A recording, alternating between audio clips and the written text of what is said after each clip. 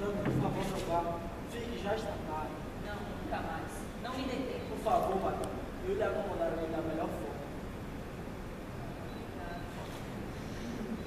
Se não deixei bem claro, não temos mais tempo a perder, contatos inúteis.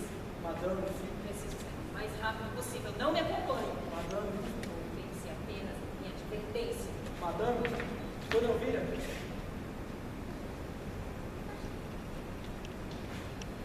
Demorei. Eu disse que estava tudo apagado. Mas esse discurso, essas roupas, as lágrimas, fizeram acender uma. Pena que ela não quis ficar. Ou seja, as palavras dela não tiveram sobre o Senhor nenhum efeito. Como não? Não estou dizendo. Mais um orador. Olha aqui, onde eu estou.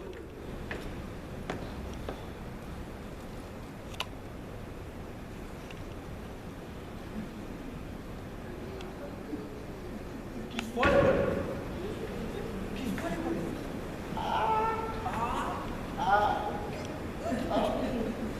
E olha, Moreno,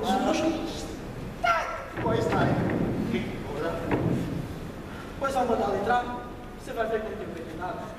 Ai meu Deus, tudo que eu queria agora era um buraco. Alguém me arruma um buraco, por favor. Onde é que eu vou me esconder, meu Deus? Onde é que eu vou entrar nesse buraco? Cadê o buraco?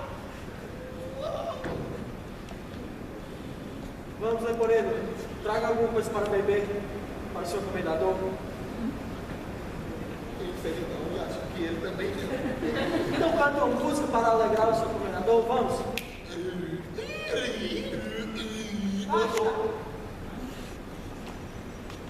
Tem que convidar para jantar, doutor. Tem coragem de aceitar? Claro.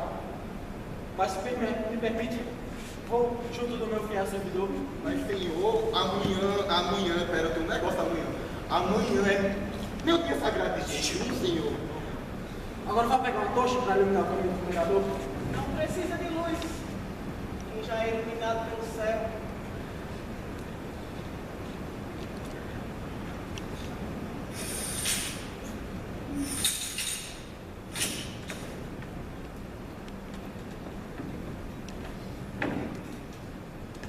Ah, meu filho, é verdade o que me dizes. Tu não me engana com uma falsa esperança, Dom Juan. Posso realmente acreditar nessa espantosa notícia de tua conversão? Claro, meu pai. Vamos entrar em casa, vamos. Meu pai, ontem à noite, o céu operando em milagre me fez ver a terrível coisa que eu vim fazendo, passo e repasso infinitamente. E não sei como o Senhor e o céu teve tanta piedade de mim. Eu não aguento mais viver nessa vida, meu pai. Por isso eu te peço, eu te imploro, coloque alguém no meu caminho para que eu possa seguir no caminho dos céus. Com que facilidade que nasce a ternura de um pai. Já nem me lembro mais de todos os desgostos que me deu. Não aguento em mim tanta alegria. Venha, dê um abraço. Dê um abraço. De minha parte, vá agora contar essa espantosa notícia à tua mãe. E render graças aos céus a notícia que te inspirou. Estou feliz. Até que eu esperava sua conversão e de repente. Mas você só pode ter nascido baixinho, cresceu pouquinho e vai morrer besta patrão. Você acha mesmo que o que eu estava falando era o que eu estava pensando depois? Como assim? Você deveria saber que tudo que eu falei não passa de um jogo bonito para ter o apoio do meu pai de volta. Então quer dizer que toda essa conversa de nossa vida, então. Ah, que homem! Que homem! Não se preocupe depois, eu vou continuar fazendo tudo que eu já vim fazendo. Meu coração não mudou nada. E não preocupe em nada, nem a estupenda presença daquela estátua andando e falando por aqui. Sim, aí tem qualquer coisa que eu não consigo entender, mas também não mudou meu espírito e muito menos convenceu minha alma. E você, leitor, deveria saber que se eu prometer mudar toda a minha conduta, eu passo por um estratagema, portanto, um jogo político para enganar os dois. Afinal, eu vou continuar fazendo tudo que eu já vinha fazendo na vida. Então quer quer dizer que o senhor, que nunca acreditou absolutamente em nada, acredita agora que vão acreditar que o senhor mudou de vida. E por que não? Quantos outros não usam as mesmas máscaras para carambolar o mundo? Carambolar? E o... Sim, e disso ninguém se vergonha. Ao contrário, se orgulha. A hipocrisia é um vício, mas está na moda. E como todo vício na moda, é uma virtude. E o personagem do hipócrita é o mais fácil de se interpretar em nossos dias. Qualquer hipócrita representa com razoável perícia e fica quase impossível saber se estamos diante do hipócrita no papel de homem de bem ou se falamos como homem de bem no papel do hipócrita para não ser humilhado como homem de bem. O exercício da hipocrisia oferece maravilhosas possibilidades. É uma arte da qual faz parte da impostura, como um blefe em alguns tipos de jogos. E mesmo quando a impostura é transparente, ninguém ousa condená-la, com medo de que isso abra preceito para imposturas mais habilidosas. Todos os outros vícios do homem estão sujeitos à censura, mas a hipocrisia não. A hipocrisia tampa a boca de todos que o percebem e transitam na porta. Os hipócritas usam as mesmas máscaras e os mesmos adenos e formam uma sociedade fechada e autoprotetora. O que significa ofender a um, todos te caem em cima. E mesmo que vivendo em meio a eles não sejam hipócritas, ficam estranhados com certas atitudes e acabam sendo envolvidos. Vocês não sabem quantos hipócritas eu conheço que com alguns estratagemas limparam toda a sua vida pecaminosa. E hoje, sobre o manto da religião, posam de bons milhões, e mesmo que se saibam quem realmente são, os piores homens da terra, não perdem seu prestígio, pois basta apenas que se ajoelhem humildemente, respirem uma ou duas vezes mortificados, rolem seus olhos para cima e pronto. Estão absolvidos de todo e qualquer pecado que venha. E é justamente nesse cenário favorável que eu quero colocar meus interesses. Afinal, vou continuar fazendo tudo que eu já vinha fazendo, apenas vou esconder mais, agir mais na subida. E se eu for descoberto, atrás de mim vai ter toda uma corja pronta para defender os meus interesses e os dela, obviamente. Então, poderei dar crédito à única pessoa que eu acho acima de qualquer suspeita. Eu. E se alguém me acusar, eu vou persegui-lo com ódio. Eu serei o pregador da cruz e da espada. E todo aquele que apontar o dedo para mim, eu deixarei como uma chacota na sociedade. E todos os caras que também não sabem, o farão, pois é assim, meus caros, que o homem usa a futilidade, a ignorância e a burrice. É assim, meus caros, que o sábio transforma em virtudes os vícios de serpente. Trabalho com salário. Só lhe faltava mesmo a hipocrisia. Essa, senhor, me faz perder completamente as estribeiras e sufoco se não disser o que sinto. Saiba que tanto vai o cântaro à fonte que um dia ele quebra. Como diz muito bem esse autor, que eu não lembro o nome, o homem está no mundo como um pássaro no galho. O galho, como o senhor não ignora, está preso à árvore. Quem segue a árvore, segue os bons preceitos. Os bons preceitos valem mais que as belas palavras. As belas palavras são ouvidas na corte, claro, estão os cortesãos. Os cortesãos seguem a moda. A moda é uma fantasia ao máximo da alma. A alma nos faz pensar na morte, a morte nos faz pensar no céu está sobre a terra não é o mar. O mar é assolado por tempestades, as tempestades ameaçam os navios precisam bons pilotos são prudentes. A prudência não é característica dos jovens. Os jovens devem obediência aos mais velhos. Os mais velhos gostam da riqueza. Quem tem riqueza é rico, quem não tem é pobre. Pobres passam necessidade. A necessidade não tem lei. Quem não tem lei é um animal selvagem. E sendo assim, o Senhor vai para o inferno. Senhor Moreira, há muito que eu não escutava o texto também escrito. Conclusão, introdução e um desenvolvimento perfeito. Senhor Moreira, você é um moralista. Pois, se depois disso tudo o Senhor não se convence, pior para o Senhor.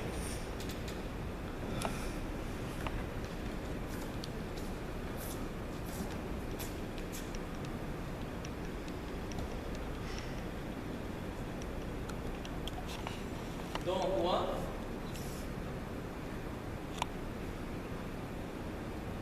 Infelizmente não conta aqui.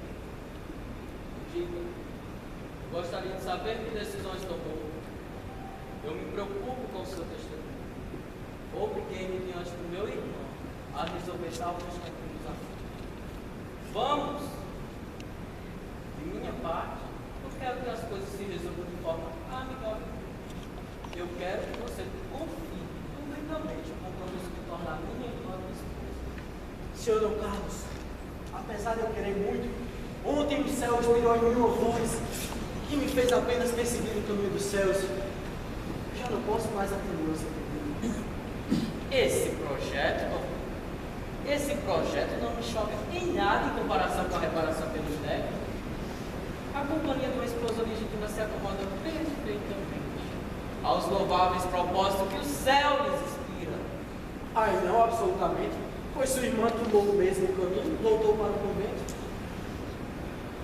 Não, o recolhimento da nossa irmã não nos convence. Atribuímos isso a sua raiva, derivado do escárnio que o Senhor tratou a ela e a tratou a nossa família. Senhor Dom Carlos, por minha vontade, por minha necessidade, era tudo que eu mais queria. Mas o céu me pede justamente isso. Pois voltando para Dona Elvira, eu estaria reincidindo no pecado do qual busco a absolvição. E o Senhor quer que eu acredite nessa voz do céu? Disputa em momento tão oportuno, Dom Juan. Por que, Dom Carlos? O Senhor duvida dos desígnios do céu? O céu nos pune, o céu nos recompensa. Escuta aqui. O Senhor obrigou a minha irmã a fugir do convento. Desonrou princípios sagrados. E agora essa voz, Dom Juan. Essa voz, Dom Carlos, vem do céu. Você quer que eu me oponha ao céu, Dom Carlos? Dom Juan, isso aqui entre nós. Na corte, ninguém esquecerá a mancha de desonra em nossa família. O que importa a corte se obedecemos ao céu? Ah, chega o céu, sempre o céu, Dom Juan. Por que, Dom Carlos? Ainda duvido dos desígnios do céu? Olha, em consideração ao céu, eu não maculo esse espaço sagrado, mas fique claro, da próxima vez não haverá palavras. Dom Carlos, a escolha é sua. Você sabe que tudo que eu não quero é me bater isso com o senhor. Mas se o senhor me atacar, que o céu me perdoe, pois eu vou ter que eliminá-lo. Veremos. Pois é a mim que ele terá que perdoar. Senhor, mas que vida é essa sua agora? Eu sempre esperei por sua salvação e agora simplesmente desespero. Ora, decoreiro, o céu não é tão decoroso quanto você pensa. Vamos. E você sabe que é assim que o sábio transforma em virtudes os vícios de seu tempo.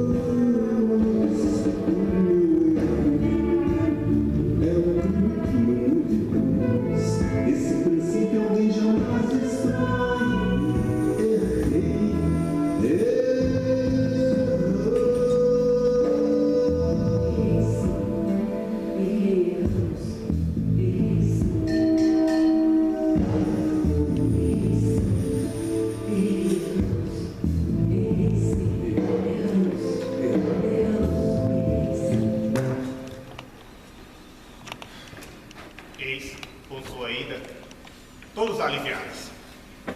E quanto a mim, que só tenho a mim mesmo e esse pouquinho, pergunto modestamente a qualquer um que possa me ouvir: e o meu salário? E o meu salário?